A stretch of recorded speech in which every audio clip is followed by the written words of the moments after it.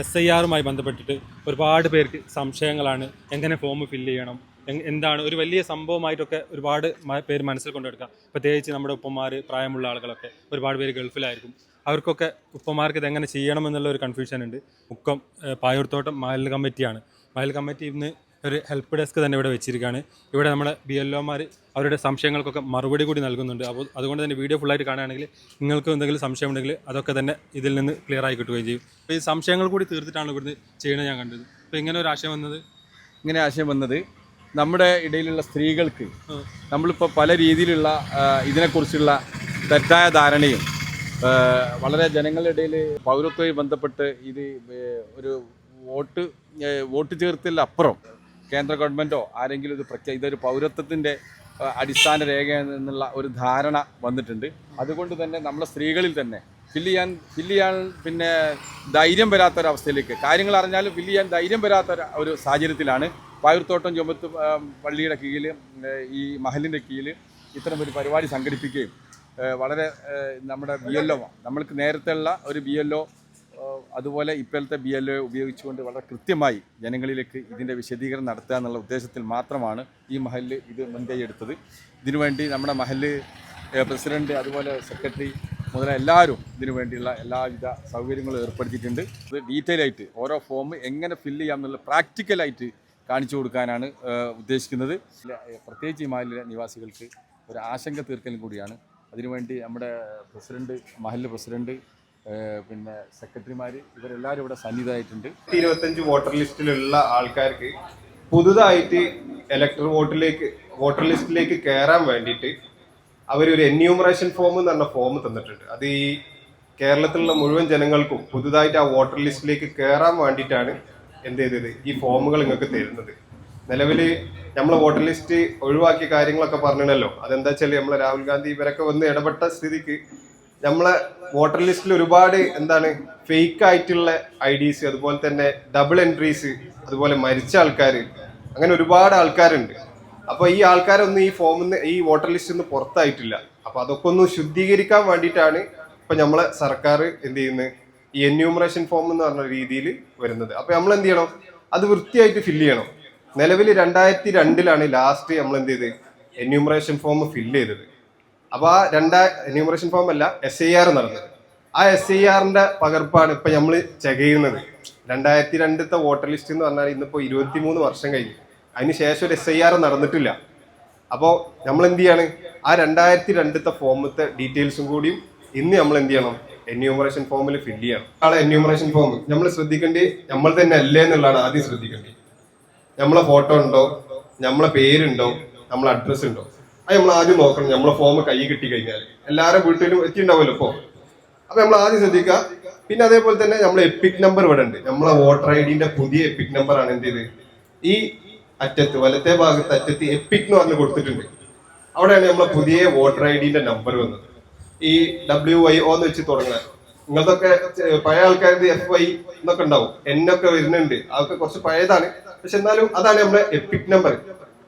Confusion ഉണ്ടോ? ആർക്കെ മനസ്സിലാവാത്തുണ്ടോ? ഇല്ലല്ലോ. നമ്മള് ഈ ലിസ്റ്റിന്റെ മുന്നിലുണ്ട്, ലിസ്റ്റിന്റെ മുകളിലുണ്ട് എപ്പിക് നമ്പർ. നിലവിലെ പുതിയ എപ്പിക് നമ്പർ ആണ് ഈ ഫോമിന്റെ മുകളിലുള്ളത്. അത് മനസ്സിലായില്ലേ? ഓക്കെ, ഇനി അടുത്തതിലേക്ക് പോവാട്ടോ. അടുത്ത ബോക്സിലേക്ക് പോവാണ്. നിലവില് നമുക്കൊരു അഡ്രസ്ഡ് ആയിട്ടുള്ള ജനനത്തീയതി വേണം. അതിന് അവർ ചോദിക്കുന്നത് ആധാർ കാർഡിലുള്ള ജനനത്തീയതിയാണ്. അപ്പൊ നമ്മളത് ശ്രദ്ധിക്കുക. ആധാർ കാർഡിൽ നോക്കുക, അതിൽ ഫില്ല് ചെയ്യുക. ഇനി ആ വർഷം മാത്രം കൊടുത്തിട്ടുണ്ടാവും ആധാർ കാർഡിൽ. ബാക്കി എന്താ പറയാ ഡേയും മന്തും ഒന്നും കൊടുത്തിട്ടുണ്ടാവില്ല. അപ്പൊ അത് നിങ്ങളെ വേറെ ഏതെങ്കിലും ഒരു ഐഡന്റിഫൈഡ് ആയിട്ടുള്ള പ്രൂഫില്ലേ, ഇപ്പൊ ചിലപ്പോൾ നമ്മളെ ലൈസൻസ് അല്ലെങ്കിൽ നമ്മളെ പാസ്പോർട്ട്, അതിലുള്ള ഒരു എന്ത് ചെയ്യുക ഡേറ്റ് ഓഫ് ജനനത്തീയതി, ഡേറ്റ് ഓഫ് ബർത്ത്, അത് ഫില്ല് ചെയ്യാം. അടുത്തതായിട്ട് ചോദിക്കണം ആധാർ കാർഡ് നമ്പർ. അതെല്ലാവർക്കും ഉണ്ടാവും ഞാൻ പ്രതീക്ഷിക്കുന്നു അല്ലേ? ആധാർ കാർഡ് നമ്പർ ഫില്ല് ചെയ്യുക.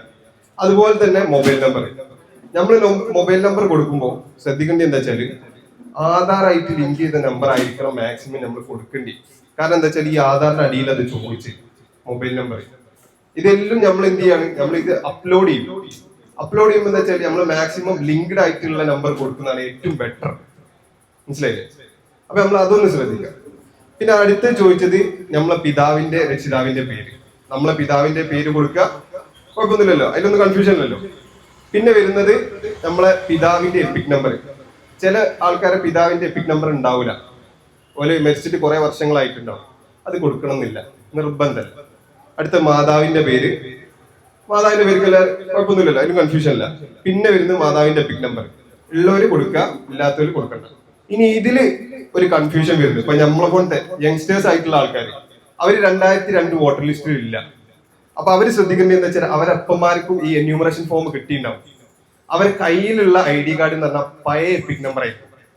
അപ്പൊ നമ്മൾ ശ്രദ്ധിക്കേണ്ടത് എന്താ വെച്ചാൽ ഈ ഫോമിന്റെ മുകളിൽ ഒരു പുതിയ എപ്പിക് നമ്പർ ഉണ്ട്. മനസ്സിലായോ? കൺഫ്യൂഷന്റെ ചോദിക്കണം കേട്ടോ. അതായത് നമ്മളെ ഇപ്പൊ യങ്സ്റ്റേഴ്സ് ആയിട്ടുള്ള, അതായത് ഇപ്പൊ ഒരു എന്താ പറയാ 30-35 ആ ഒരു വയസ്സുള്ള ആൾക്കാർക്ക് ഓരോ പിതാക്കൾക്കും ഈ എന്യൂമറേഷൻ ഫോം കിട്ടിയിട്ടുണ്ടാവും.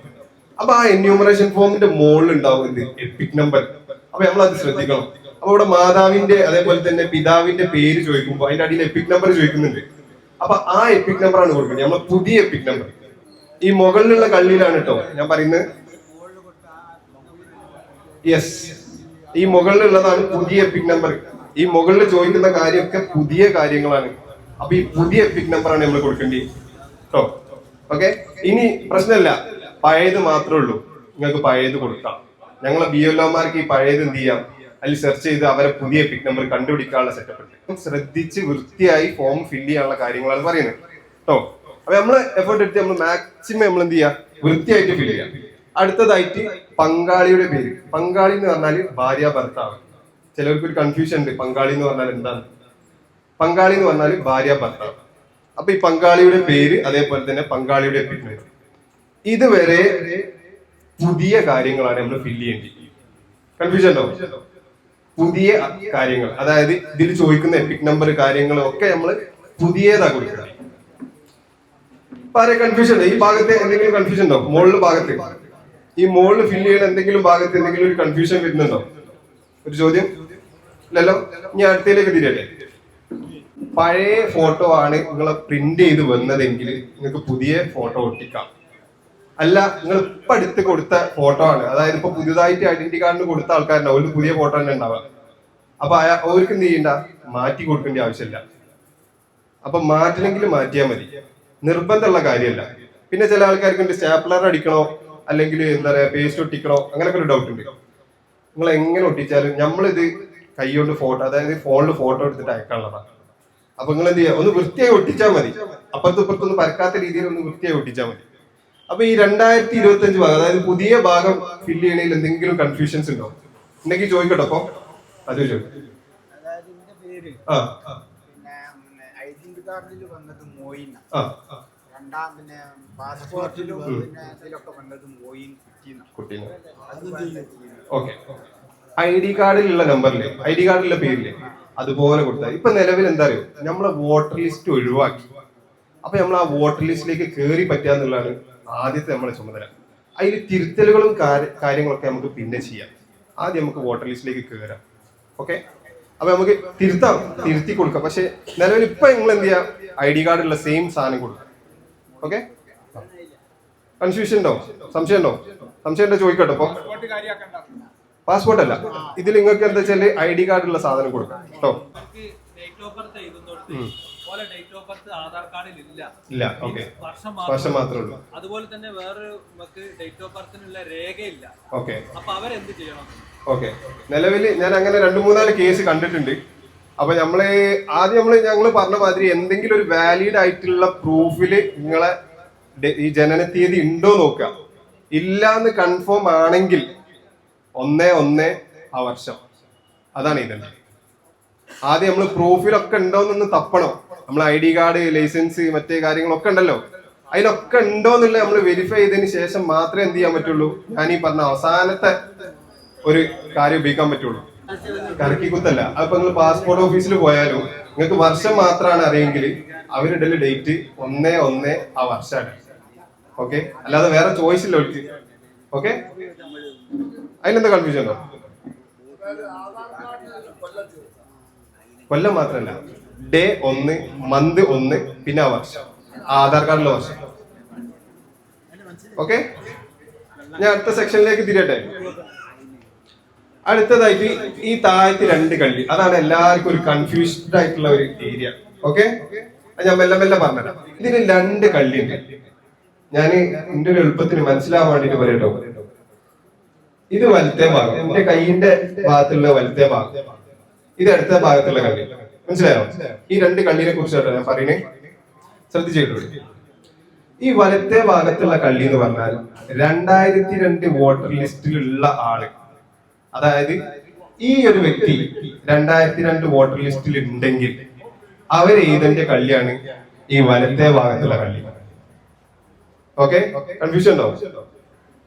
2002 വോട്ടർ ലിസ്റ്റിൽ അയാള് പേരുണ്ടെങ്കിൽ, അതായത് ഈ വ്യക്തി, ഈ ഫോമിന്റെ ഉടമസ്ഥൻ, ആ ഉടമസ്ഥൻ 2002 വോട്ടർ ലിസ്റ്റിൽ ഉണ്ടെങ്കിൽ അവര് ഇതിന്റെ ഒരു ഭാഗമാണ് വലത്തെ ഭാഗം. വോട്ടർ ലിസ്റ്റ് ഇപ്പൊ നിങ്ങളെ ഗ്രൂപ്പിൽ എല്ലായിടത്തും എത്തിച്ചേരും. എന്തെങ്കിലും കൺഫ്യൂഷൻ ഉണ്ടെങ്കിൽ നമ്മളോട് ചോദിച്ചാൽ മതി. അതിന്റെ മുകളിലുള്ള BLO നിങ്ങളെ ഈ ഫോമിന്റെ മുകളിൽ BLOന്റെ നമ്പർ ഉണ്ട് കേട്ടോ. എല്ലാരും BLOന്റെ നമ്പറും ഉണ്ട്. എന്ത് കൺഫ്യൂഷൻ ഉണ്ടെങ്കിൽ അവരെ വിളിച്ചാൽ മതി. ഓക്കെ, ഒരു ചോദ്യം എന്ന് പറഞ്ഞാല് 2002 നിലവിൽ ഈ സ്ഥലത്തല്ല, വേറെ സ്ഥലത്താണ് ഒരു വോട്ട് ചെയ്തത്. അപ്പൊ വോട്ടർ ലിസ്റ്റ്, അവിടുത്തെ വോട്ടർ ലിസ്റ്റിലാണ് ആ പേരുണ്ടാവുക. നമ്മൾ എന്ത് ചെയ്യണം? ആ നാട്ടിലുള്ള ഒരാളെ വിളിച്ചിട്ട് ആ വോട്ടർ ലിസ്റ്റിൽ തപ്പണം. അല്ലെങ്കിൽ അടുത്ത വഴി എന്ന് പറഞ്ഞാൽ നിങ്ങളെ സ്വന്തം മക്കളോട് ചോദിക്കുക. എങ്ങനെ? സെർച്ച് എൻജിൻസ് ഉണ്ട്. ഇപ്പൊ നിങ്ങൾക്ക് അറിയോന്ന് അറിയില്ല, ഗൂഗിളില് നമ്മളെ പഴയ 2002 വോട്ടർ ലിസ്റ്റ് തപ്പാൻ വേണ്ടിട്ട് ഒരു സെർച്ച് എൻജിൻസ് ഉണ്ട്. ആ സെർച്ച് എൻജിൻസിൽ നമുക്ക് എന്ത് ചെയ്യാം? നമ്മളെ പേരടിച്ചു കൊടുത്താൽ, നമ്മളെ ബൂത്ത്, അതേപോലെ തന്നെ നമ്മളെ ഏരിയ അടിച്ചു കൊടുത്തു കഴിഞ്ഞാൽ നമുക്ക് എന്ത് ചെയ്യാം? ആ വോട്ടർ ലിസ്റ്റ് നമുക്ക് ഡൗൺലോഡ് ചെയ്യാം. അത് ഇവിടുത്തെ എന്താ പറയാ ടീമിനോട് ചോദിച്ചാൽ മതി, കിട്ടും. നമുക്ക് സുലഭമായിട്ട് ഡാറ്റ മൊത്തം ഉണ്ട്, പക്ഷെ ആ ഡാറ്റയിലേക്ക് എത്താനുള്ള വഴിയാണ് നമുക്ക് അറിയാത്തത്. അപ്പൊ ആ ഡാറ്റ എന്ത് ചെയ്യുന്നത്? നിങ്ങൾക്ക് എവിടെ ചോദിച്ചാലും കിട്ടും 2002 ഡീറ്റെയിൽസ്. അപ്പൊ നിങ്ങൾക്ക് മനസ്സിലായോ? 2002 വോട്ടർ ലിസ്റ്റിലുള്ള ആളാണെങ്കിൽ, ഈ ഒരു ഉടമസ്ഥൻ 2002 വോട്ടർ ലിസ്റ്റിലുള്ള ആളാണെങ്കിൽ അവരെ എഴുതേണ്ട സ്ഥലമാണ് ഈ വലത്തെ കള്ളി. മനസ്സിലായില്ലേ? ഇനി അടുത്ത പറയട്ടോ, 2002 വോട്ടർ ലിസ്റ്റിൽ ഇല്ല, അതായത് ഇപ്പൊ ഒരു 20 എന്താ പറയാ 35, 38 ആ റേഞ്ചിൽ വരുന്ന വയസ്സുള്ള ആൾക്കാരൊന്നും 2002 വോട്ടർ ലിസ്റ്റിൽ ഉണ്ടാവൂല. അപ്പൊ അവരെ പിതാക്കളെ, അവരുണ്ടാവുമല്ലോ, അവരെ വാപ്പന്മാര്, ഉമ്മമാര്, അല്ലെ സഹോദരന്മാര്, അവരൊക്കെ ഈ 2002 വോട്ടർ ലിസ്റ്റ് ഉണ്ടാവുമല്ലോ. അവരെ ഡീറ്റെയിൽ ചെയ്താനുള്ള കള്ളിയാണ് ഈ ഇടത്തെ ഭാഗം. ഫോട്ടോ ഇടത്തെ ഭാഗത്തുള്ള കള്ളി. ഓക്കെ, മനസ്സിലായില്ലേ? ഇടത്തെ ഭാഗത്തുള്ള കളി. അതിലെന്തെങ്കിലും കൺഫ്യൂഷൻ ഉണ്ടോ? ഇപ്പൊ നമ്മളെ മക്കളതൊക്കെ അധികം ഈ ഇടത്തെ ഭാഗത്തായി ഇതുണ്ടാവുക. ഓക്കെ, ഇനി അടുത്തയിലേക്ക് പോട്ടെ. ഓരോന്നിന്റെ വിശദീകരണം. 2 വോട്ടർ ലിസ്റ്റിൽ നമ്മളെ പേര് നമ്മൾ കണ്ടു, നമ്മളെ ഗ്രൂപ്പിലൊക്കെ നമ്മളെ പേര് കണ്ടു. ആ പേര് കണ്ടു കഴിഞ്ഞാൽ നമ്മൾ ഇനി 2002 വോട്ടർ ലിസ്റ്റിൽ പ്രകാരം നമ്മൾ ഫില്ല് ചെയ്യണം. 2002 വോട്ടർ ലിസ്റ്റ് പ്രകാരം നമ്മൾ എന്ത് ചെയ്യണം? ഫില്ല് ചെയ്യണം. അപ്പൊ അതില് നമ്മളെ പേര് കണ്ടു, ആ പേര് അതേപോലെ തന്നെ ആ വോട്ടറിന്റെ പേര് അവിടെ ഇല്ല. കൺഫ്യൂഷൻ അല്ലല്ലോ? 2002 വോട്ടർ ലിസ്റ്റ് നോക്കുക, നമ്മളെ പേര് കണ്ടെത്തുക, ആ പേരാണ് ഈ താഴത്തുള്ള കള്ളിയിൽ എഴുതിയത്, വോട്ടറുടെ പേര്. ഓക്കെ, ഇനി അടുത്ത നെക്സ്റ്റ് എപ്പിക് നമ്പർ. ഏട്ടും പോണ്ട, വേറെ നമ്മൾ ID കാർഡ് ഒന്നും എടുക്കാൻ പോണ്ട. ആ നമ്മൾ കണ്ട പേരില്ലേ, 2002 വോട്ടർ ലിസ്റ്റിൽ നമ്മളെ പേര് കണ്ടു, അതിന്റെ നേരെ നോക്കിയാൽ നമ്മൾ കാണാം ID കാർഡ് നമ്പർ. ആ ID കാർഡ് നമ്പർ ആണ് ഈ എപ്പിക് നമ്പർ എന്ന് പറയുന്നത്. അന്നത്തെ എപ്പിക് നമ്പർ ആണ്, അന്നത്തെ ID കാർഡ് നമ്പർ. അതാണ് ഇവിടെ എഴുതേണ്ടത്. ഇനി വേറെ ഏട്ടും കൊണ്ടോ ആ വോട്ടർ ID, ആ 2002 വോട്ടർ ലിസ്റ്റിൽ എന്നെ നിൽക്കട്ടെ. അതിലെന്നെ കുറച്ചുകൂടി മുമ്പോട്ട് പോയാല് ബന്ധുവിന്റെ പേരുണ്ട്, അതിലൊരു ബന്ധു കൊടുത്തിട്ടുണ്ടാവും. ഇപ്പം എന്റെ ഉപ്പന്റെ ആണെങ്കിൽ എന്റെ ഉപ്പന്റെ പേരായിരിക്കും അതിൽ കൊടുത്തിട്ടുണ്ടാവുക. അപ്പൊ ആ ബന്ധുവാണ് ഈ ബന്ധുവിന്റെ പേര്. മനസ്സിലായില്ല? ഓക്കെ, ഒന്നുകൂടി ക്ലിയർ ആക്കി. 2002 വോട്ടർ ലിസ്റ്റ് കണ്ടിട്ടുണ്ടോ? ആരെങ്കിലും കണ്ടിട്ടുണ്ടോ? അതിൽ ആദ്യത്തെ പേര് നിങ്ങളെ പേരായിരിക്കും അല്ലേ? അതിലിങ്ങനെ സ്ക്രോൾ ചെയ്ത് കുറച്ചുകൂടി ഇങ്ങോട്ടേക്ക് പോയാല് പിന്നെ നിങ്ങളെ ഉപ്പന്റെ പേരായിരിക്കും ഉണ്ടാവുക, അല്ലെങ്കിൽ നിങ്ങളെ കുടുംബക്കാർ ആരെങ്കിലും ഒരാളെ പേരായിരിക്കും ഉണ്ടാവുക അല്ലേ? ആ പേരാണ് നിങ്ങൾ ബന്ധു. മനസ്സിലായോ? കൺഫ്യൂഷൻ ഉണ്ടോ? കൺഫ്യൂഷന്റെ ചോദിക്കണേ, കാരണം എന്താ വെച്ചാൽ ബാക്കിയുള്ളവർ കൂടി മനസ്സിലാവും. ചോദിച്ചോ. ഞാൻ പറഞ്ഞ അതിലേക്ക് ഞാൻ വരുന്നത്. ഓക്കെ, അത് ബന്ധു ID കാർഡ് നമ്പർ ഇല്ല. ഓക്കെ, അവിടെ ഇതാണ് ബ്ലാങ്ക് ആയിട്ട്. ഓക്കെ, മനസ്സിലായോ? അതിൽ ഇനി ബന്ധുവിന്റെ എന്തോ കൺഫ്യൂഷൻ ഉണ്ടോ? ബന്ധുവിന്റെ പേര് ആ വോട്ടർ ഐ ഡിയിൽ 2002 വോട്ടർ ലിസ്റ്റിൽ നമ്മളെ പേരിന്റെ നേരെയുള്ള ബന്ധുവാണ് ഈ ബന്ധുവിന്റെ പേര് ചോദിക്കണേ. ആ വോട്ടർ ലിസ്റ്റിലുള്ള ബന്ധു ആയിരിക്കണം ഈ ബന്ധുവിന്റെ പേര് കേട്ടോ. കൺഫ്യൂഷൻ ഇല്ലല്ലോ? അടുത്തേക്ക് ബാപ്പന്റെ പേര്. ഓക്കെ, ഇനി അടുത്ത് പറയാം. ഇനി ബന്ധം. ഈ ബന്ധം എന്ത് ബന്ധം അറിയോ? നിങ്ങൾ ആ 2002 വോട്ടർ ലിസ്റ്റ് തന്നെ എടുക്കുക. നിങ്ങളെ പേര്, നിങ്ങളപ്പന്റെ പേര്, അതിന്റെ നേരെ മുമ്പിൽ ഉണ്ടാവും ഒരക്ഷരം, ഒറ്റ അക്ഷരം പി അല്ലെങ്കിൽ ബ ഉണ്ടാവും. പി എന്ന് പറഞ്ഞ പിതാവ്, ബ എന്ന് പറഞ്ഞ ഭാര്യ ഭർത്താവ്. ഓക്കെ, അതിൽ ഏതെങ്കിലും ഒരു അക്ഷരം ഉണ്ടാവും. ആ അക്ഷരത്തിന്റെ ചോദ്യമാണ് ബന്ധം. എന്താണ് ബന്ധം? അപ്പൊ നമ്മള് ഇപ്പന്റെ എഴുതുമ്പോ ഇപ്പന്റെ പേര് എഴുതി, അത് കഴിഞ്ഞാല് ഇപ്പയും നമ്മളപ്പന്റെ ഇപ്പി ആയിട്ടുള്ള ബന്ധാണ് പിതാവ്. ആ ബന്ധാണ് ഇവിടെ എഴുതേണ്ടത്, പിതാവ്. കൺഫ്യൂഷൻ ഉണ്ടാവും? കൺഫ്യൂഷൻ ചോദിക്കട്ടോ? ഉണ്ടോ? ഇല്ലല്ലോ? ആ ചോദിച്ചോളൂ, വിശദീകരിക്കണോ? 2002 വോട്ടർ ലിസ്റ്റ് എടുക്കുക. അത് നമ്മളെ മുമ്പിൽ ആദ്യം വെക്കണം. നമ്മളിത് ഫില്ല് ചെയ്യുമ്പോൾ അത് ആദ്യം ഫില്ല് ചെയ്യുമ്പോൾ നമ്മളെ മുന്നിൽ വെക്കുക. അതിൽ ആദ്യത്തെ എന്റെ പേരാണെങ്കിൽ എന്റെ പേര് ഡാനിഷ്. അതിന്റെ നേരെ നോക്കുക വോട്ടർ ഐ ഡിന്റെ പേര്. ആ വോട്ടർ ഐ ഡി കണ്ടു, അത് എഴുതുക. പിന്നെ അതിന്റെ തൊട്ട മുന്നിൽ തന്നെ ആയിട്ട് എന്റെ അപ്പന്റെ പേരുണ്ട്, അപ്പൊ പിതാവിന്റെ പേര് എഴുതുക. പിന്നെ ഞാനും എന്റെ പിതാവുമായിട്ടുള്ള ബന്ധം, ആ പിതാവ്, ഞാനും അപ്പയായിട്ട് ബന്ധം പിതാവല്ലേ, അതിൽ പീന്നുണ്ടാവും. ഓക്കെ, ഇനി അടുത്തത്. അപ്പൊ കൺഫ്യൂഷൻ ക്ലിയർ ആയോ? ക്ലിയർ ആയില്ലേ? ഓക്കെ, ഇനി അടുത്തത് ജില്ല. ജില്ല ശ്രദ്ധിക്കേണ്ടത് എന്താ വെച്ചാല്, ഇപ്പൊ നിലവിലുള്ള ആൾക്കാർ, ഇവിടെ ഇല്ലാത്ത ആൾക്കാർ വേറെ ജില്ലയെന്നാണ്. ഇപ്പൊ ആ 2002 കാലഘട്ടത്തിൽ വേറെ ജില്ലയിലാണ്. മലപ്പുറത്ത് നമ്മളെ ഒരു ഏരിയയിൽ അധികം ആൾക്കാർ മലപ്പുറത്തേക്കും ഇങ്ങോട്ട് വന്നേക്കും. മനസ്സിലായി? അത് നമ്മളൊന്ന് ശ്രദ്ധിക്കണം. അപ്പൊ ആ കാലഘട്ടത്തിൽ മലപ്പുറത്താണെങ്കിൽ നമ്മളെ ജില്ല മലപ്പുറമാണ്. മനസ്സിലായില്ലേ? ആ കാലഘട്ടത്തിലുള്ള കാര്യം ചോദിക്കുന്നത്. ആ 2002 വോട്ടർ ലിസ്റ്റ് വെച്ചിട്ട് വേണം നമ്മളിത് ഫില്ല് ചെയ്യാൻ. ഓക്കെ, അപ്പൊ ആ ജില്ല മലപ്പുറമാണ്. മലപ്പുറം. കോഴിക്കോടാണ്, കോഴിക്കോട്. അടുത്തത് നിയമസഭാ മണ്ഡലത്തിന്റെ പേര്. അത് നമ്മളത് നിലവിൽ അന്നത്തെ ഇതിന്റെ അന്ന് വോട്ട് ചെയ്ത് എങ്ങനെ ഉണ്ടോ? ആ സംസ്ഥാനത്തിന്റെ പേര് കേരളം. സംസ്ഥാനത്തിന്റെ പേര് കേരളം. അതിന് കൺഫ്യൂഷൻ ഉണ്ടോ? അല്ല, അങ്ങനല്ല. പറഞ്ഞു കൊടുക്കുമ്പോ ആ ഫ്ലോയിൽ ഞാൻ മറന്നു വിട്ടല്ല. സംസ്ഥാനത്തിന്റെ പേര് കേരളം. പിന്നെ നിയമസഭാ മണ്ഡലത്തിന്റെ പേര് അത് നിങ്ങൾ ശ്രദ്ധിക്കേണ്ടത് എന്താ വെച്ചാല്, മലപ്പുറത്താണെങ്കിൽ അവിടെയാണ്, അവിടുത്തതായിരുന്നു. ആയിക്കോട്ടെ. അല്ല, ഇവിടുത്തെ ആൾക്കാർ തിരുമ്പാടി വരാം. ഞാൻ പറയുന്നത് പുറത്തെ നാട്ടിൽ നിന്നുള്ള, ഐ മീൻ മറ്റു ജില്ലയിൽ നിന്നുള്ള ആൾക്കാരാണെങ്കിൽ ശ്രദ്ധിക്കണം. നമ്മളെ ജില്ല മലപ്പുറം ആണെങ്കിൽ ആ നാട്ടിലുള്ള നിയമസഭാ മണ്ഡലത്തിന്റെ പേരായിരിക്കും വരിക അവിടെ. അത് നമ്മൾ ശ്രദ്ധിക്കണം. നമ്മളെ നാട്ടുകാർക്ക് നമുക്ക് പ്രശ്നം ഉണ്ടാവില്ല. ഈ തിരുവമ്പാടി തന്നെ ഇപ്പൊ നിലവിൽ ഇപ്പോഴും തിരുവമ്പാടി തന്നെയാണ്. ഇല്ലല്ല, 2002 വോട്ടർ ലിസ്റ്റിലുള്ള ആ ഒരു നിയമസഭാ മണ്ഡലത്തിന്റെ പേരാണ് ഇത്. ഓക്കെ, കൺഫ്യൂഷൻ ഉണ്ടോ? ഉണ്ടെങ്കിൽ ചോദിക്കണേ. ഇനി അടുത്ത കേട്ടോ. ഇനി അടുത്തതാണ് ആൾക്കാർക്ക് ഒരു കൺഫ്യൂഷൻ ആയിട്ട് വരുന്നത്, ഈ 3 കള്ളി. ഈ 3 കള്ളി നിങ്ങൾക്ക് എന്താന്ന് മനസ്സിലായോ? ഞാൻ എന്റെ ഫോണിൽ കാണിച്ചത്. ഇങ്ങനെ കാണാം അല്ലേ? ഓക്കെ, മക്കളോട് ചോദിച്ചാൽ മതി. 2002 വോട്ടർ ലിസ്റ്റ് ഇങ്ങനെ കാണാം. ഇതിന്റെ ഏറ്റവും ആദ്യ നമ്പർ AC കോഡ് എന്നാണ്. ഇതിന്റെ ഹെഡ്ലൈൻ ആണ് നമ്മളെ നിയമസഭാ മണ്ഡലത്തിന്റെ നമ്പർ. നമ്മളെ ഈ പേപ്പറിൽ ആദ്യ കള്ളിയിൽ, അതായത് താഴത്തെ ഈ 3 കള്ളിയില്, ഈ 3 കള്ളിയിലെ ആദ്യത്തെ ചോദ്യം നിയമസഭാ മണ്ഡലത്തിന്റെ നമ്പർ. ആ നമ്പറാണ് നമ്മളെ വോട്ടർ ലിസ്റ്റ്, 2002 വോട്ടർ ലിസ്റ്റിന്റെ ആദ്യത്തെ കള്ളി. മനസ്സിലായോ? അല്ലേ? ഓക്കെ, ഒന്നുകൂടി പറഞ്ഞാൽ നമ്മളെ ഈ ഫോം ഫില്ല് ചെയ്യുമ്പോൾ താഴത്തെ 3 കള്ളി, അതിൽ ആദ്യത്തെ കള്ളിയുടെ പേര് നിയമസഭാ മണ്ഡലത്തിന്റെ നമ്പർ എന്നാണ് ചോദ്യം. ആ ചോദ്യം നമ്മളെ 2002 വോട്ടർ ലിസ്റ്റിന്റെ ആദ്യത്തെ കള്ളി, AC കോഡ്, അതാണ്. കൺഫ്യൂഷൻ ഉണ്ടോ? ഇല്ലല്ലോ? ഓക്കെ, ഇനി അടുത്ത ചോദ്യം. ഭാഗം നമ്പർ. ഭാഗം എന്ന് പറഞ്ഞ പാർട്ട് എന്നാ, അത് അതിന്റെ തൊട്ടപ്പുറത്തന്നെ പാർട്ട് കോഡ്. രണ്ടാമത്തെ. ഓക്കെ, അതിന് കൺഫ്യൂഷൻ ഉണ്ടോ? ഇല്ലല്ലോ?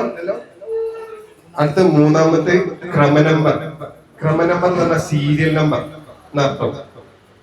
അത് അതിന്റെ തൊട്ടപ്പുറത്ത് 3ാമത്തെ കള്ളിയിൽ സീരിയൽ നമ്പർ ഇതിൽ വരുന്നത്.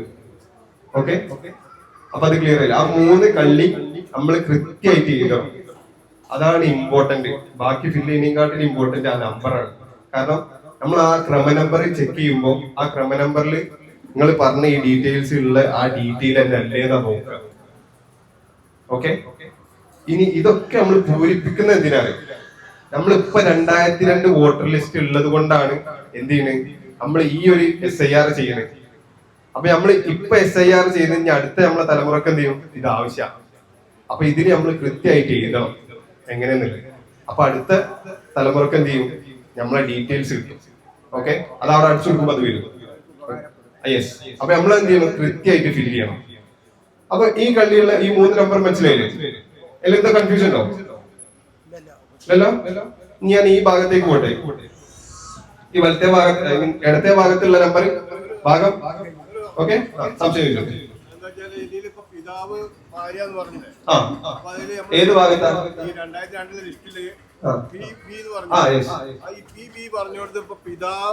ാണെങ്കിൽ ഭാര്യയാണ്, ഭാര്യന്റെ ഇതിൽ വന്ന പി ആണ്.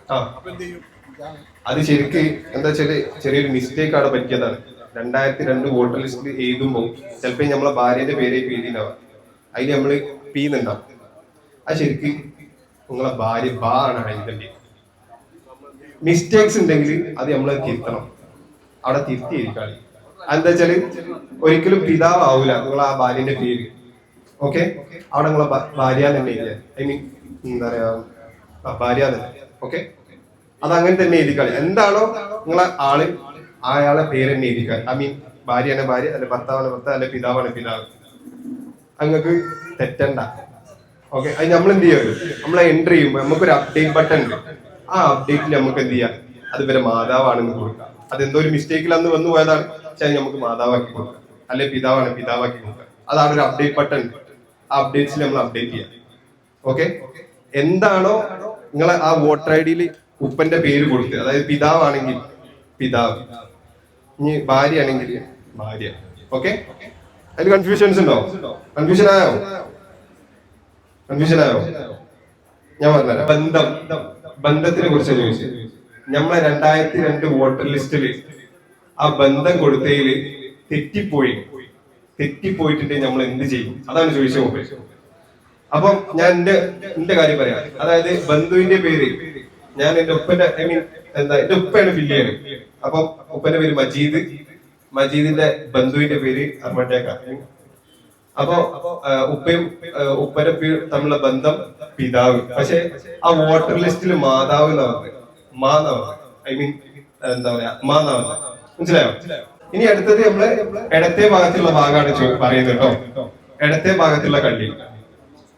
ഇനി അതായത് ഇപ്പം 40 വയസ്സിന് ചോടുള്ള ആൾക്കാര്, അവർക്കൊക്കെ അവരപ്പന്റെ ഡീറ്റെയിൽസ് ആണ് എഴുതേണ്ടത്. അതൊക്കെ മനസ്സിലായില്ലേ? അടുത്ത ഭാഗത്ത് എഴുതേണ്ടി ആരാന്നുള്ളത്. അപ്പൊ നമ്മളെ ഈ ചെറുപ്പക്കാരായ ആൾക്കാരൊക്കെ അവരെ വാപ്പന്റെ ഡീറ്റെയിൽസ് ആയിരിക്കും എഴുതേണ്ടത്. അപ്പൊ ആ വാപ്പന്റെ ഡീറ്റെയിൽസ് നമ്മൾ എങ്ങനെ എഴുതണം അതാ ഞാൻ പറഞ്ഞേക്കാം. ഇന്റത് ഫില്ല് ചെയ്യാന്ന് വിചാരിച്ചോളി. ഞാൻ ഇപ്പൊ 2002 വോട്ടർ ലിസ്റ്റിൽ ഇല്ല. ഓക്കെ, ഞാൻ എന്റെ ഫില്ല് ചെയ്യാൻ എങ്ങനെ, എന്റെ ഉപ്പന്റെ ഡീറ്റെയിൽസ് വെച്ചിട്ടാണ് ഞാൻ ഫില്ല് ചെയ്യാൻ. അല്ലേ? സംശയം ഉണ്ടല്ലോ. ആ, എന്റെ ഉപ്പന്റെ ഫോമില് ഉപ്പ 2002 വോട്ടർ ലിസ്റ്റിൽ ഉള്ളത് കൊണ്ട് ഉപ്പ താഴത്ത് വലത്തെ ഭാഗത്ത് ഫില്ല് ചെയ്തിട്ടുണ്ട് ഒരു കള്ളി, അല്ലേ? അതിലുള്ള സെയിം ഡാറ്റ, സെയിം കാര്യം ആണ് ഇന്റെ ഫോമില് ഇടത്തെ ഭാഗത്ത് ഫില്ല് ചെയ്യേണ്ടി. കൺഫ്യൂഷൻ ആണോ? ഇല്ലല്ലോ, പറഞ്ഞോളി. ഏത് പേര്? ബന്ധുവിന്റെ പേരും ബന്ധത്തിന്റെ പേരും അല്ലേ? പേരെങ്ങനെ വ്യത്യാസം ഉണ്ടാവും? എങ്ങനെ? ഇപ്പൊ നിങ്ങളെ മകന്റെ പേര് ചെയ്ത് മകന്റെ ഫോം ഫില്ല് ചെയ്യാണ്. ആ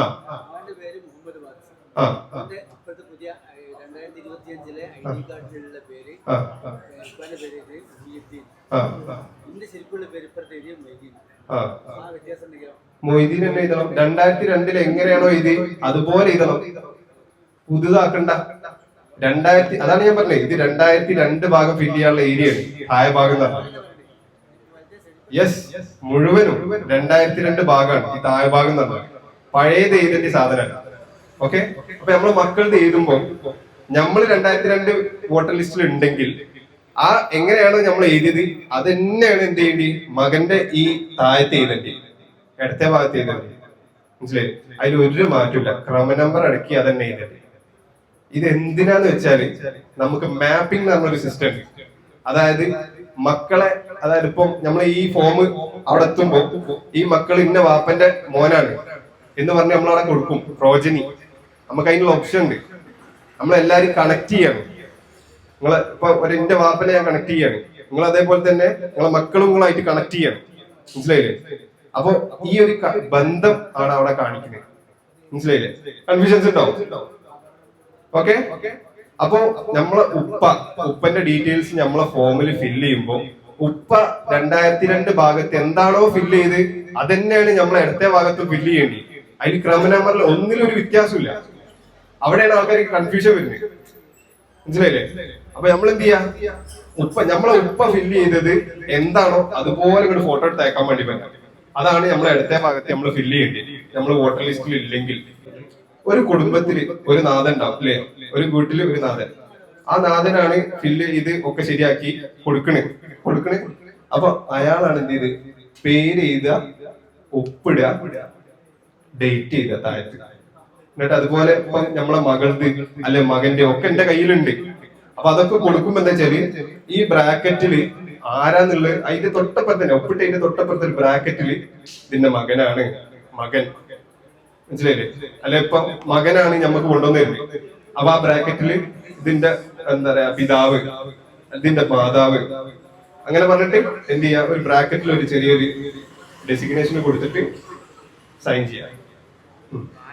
ഞാനാണ് പിതാവ്, എന്റെ മകൻ വേറെ പുറത്തേക്ക് അല്ല വേറെ വീട്ടിൽ പോയിന്, അവന് ഭാര്യയും മക്കളും ഉണ്ട്. അപ്പൊ ഓരോ ഫില്ലിങ് ഞാൻ ഒപ്പിട്ട് കൊടുക്കണം. നിങ്ങളെ കയ്യിലാണോ ഫോമുള്ളത്? ഫോം അവരെ കയ്യിലുള്ളത്.